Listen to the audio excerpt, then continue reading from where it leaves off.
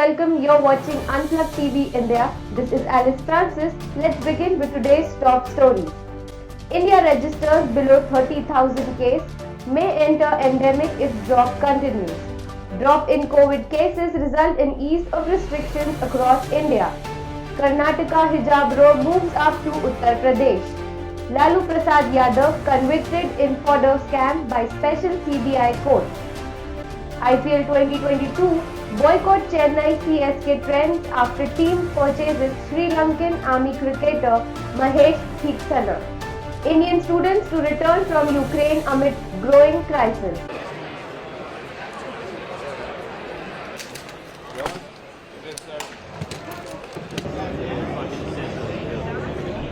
I got into the mindset to, be prepared, be ready to go.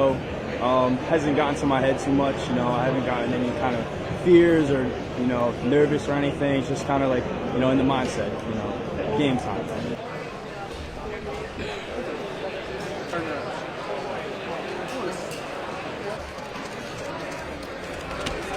My daughter, she's growing, and I might miss moments with her. My parents don't get to see me much since I'm now like 9.5 hours away. So, nothing crazy, just doing what I can, and answering to the call, We're missing one. Find it.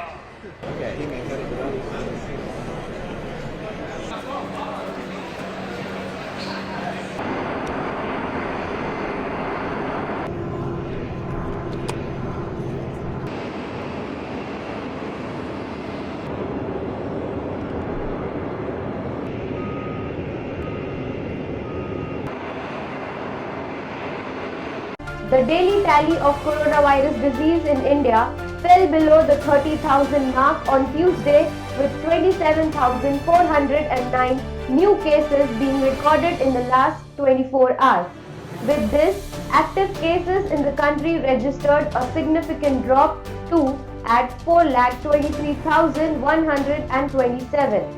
347 new deaths were registered on Tuesday.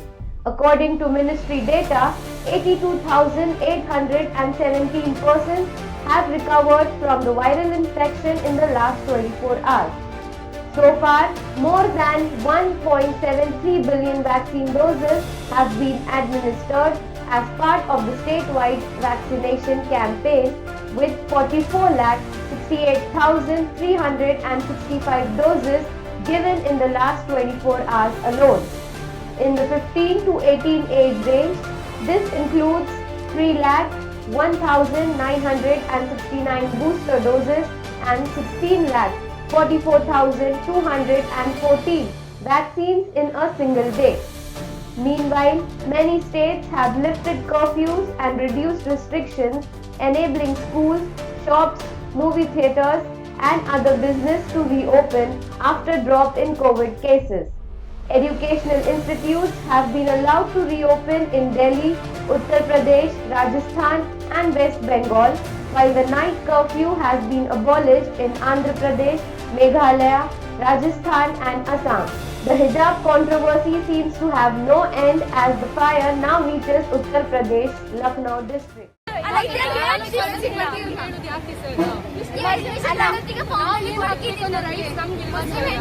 ಹಿಜಾಬ್ ಹಾಕಿ ಬರೋದಿಲ್ಲ ಅಂತ ನಾವು ಅಷ್ಟೊತ್ತಿಗೆ ನಾವು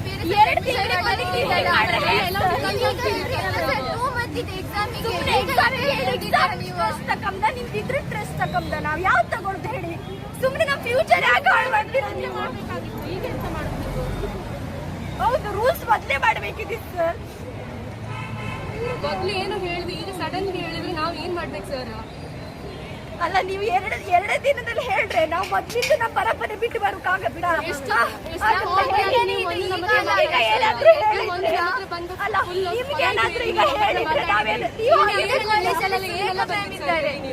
ಅಲ್ಲ, first starting ಅಲ್ಲ ಎಲ್ಲ form ಅಲ್ಲಿ ಇರ್ಬೇಕಿತ್ತಲ್ಲ, ಹಿಜಾಬ್ ಎಲ್ಲ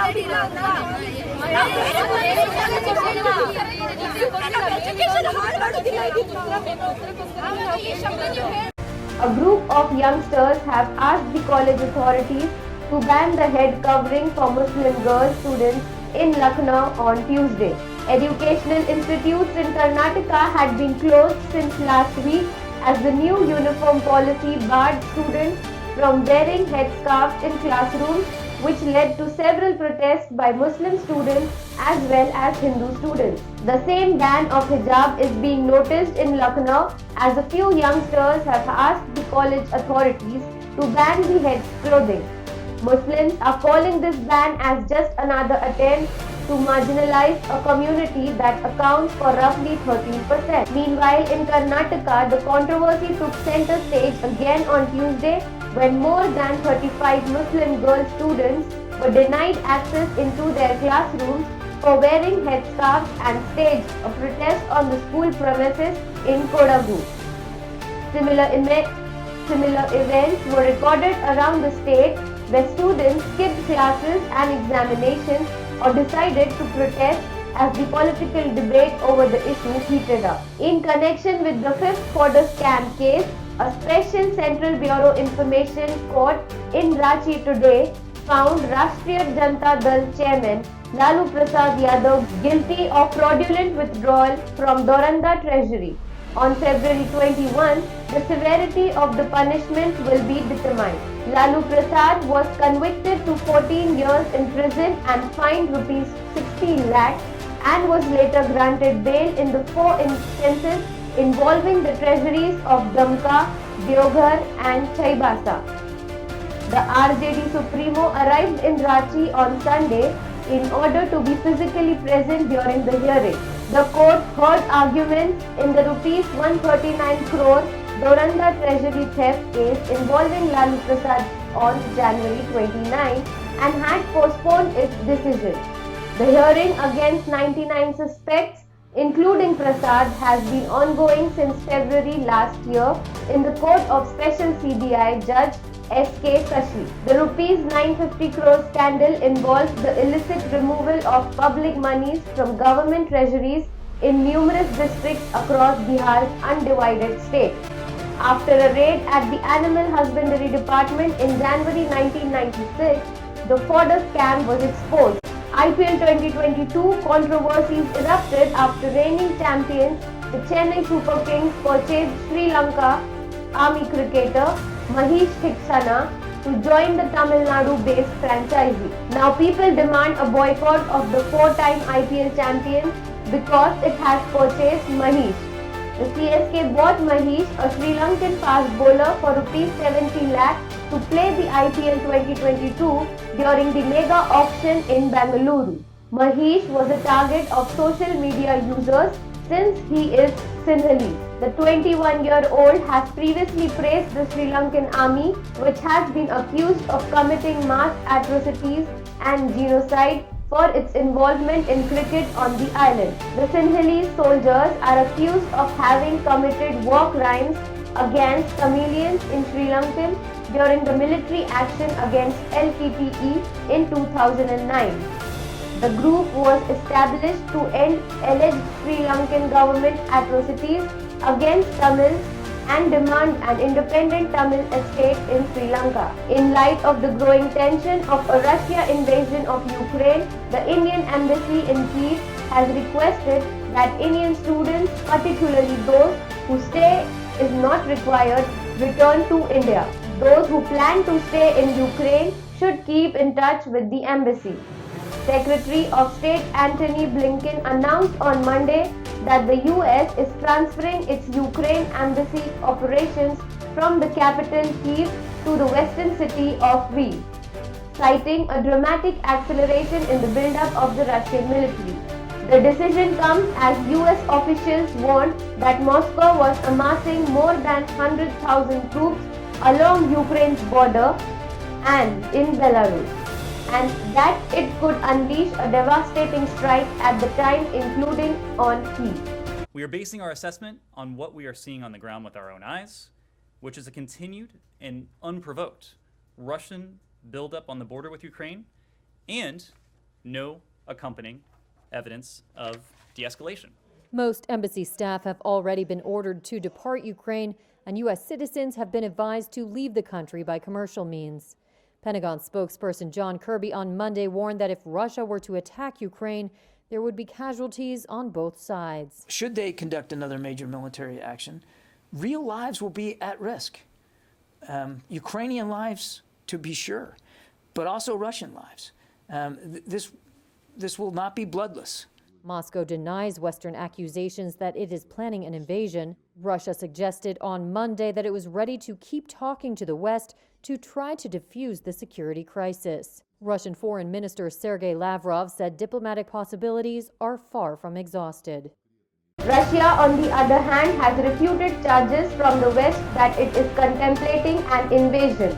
The Biden administration has repeatedly warned Russia of grave consequences if its forces invade Ukraine and has pressed for diplomatic settlement. The threat of invasion follows failed talks between Russia and the North Atlantic Treaty Organization and Western nations over Ukraine's membership in the international organization. If Russia should choose to invade, the severe economic consequences and irrevocable reputational damage caused by taking innocent lives for a bloody war will only weaken the country, not strengthen it. President Biden spoke today with Prime Minister Boris Johnson of the United Kingdom. The leaders discussed their recent diplomatic engagements with Ukraine and Russia. They also reviewed ongoing diplomatic and deterrence efforts in response to Russia's continued military buildup on Ukraine's borders and reaffirmed their support for Ukraine's sovereignty and territorial integrity. They discussed efforts to reinforce the defensive posture on NATO's eastern flank and underline the continued close coordination among allies and partners, including on readiness to impose severe consequences on Russia should it choose further military escalation. There is only one country who is currently building up their forces at the Ukraine border, and that's Russia. Thank you for watching Unplugged TV India. Please hit like, subscribe and share. This is Alice Francis signing off.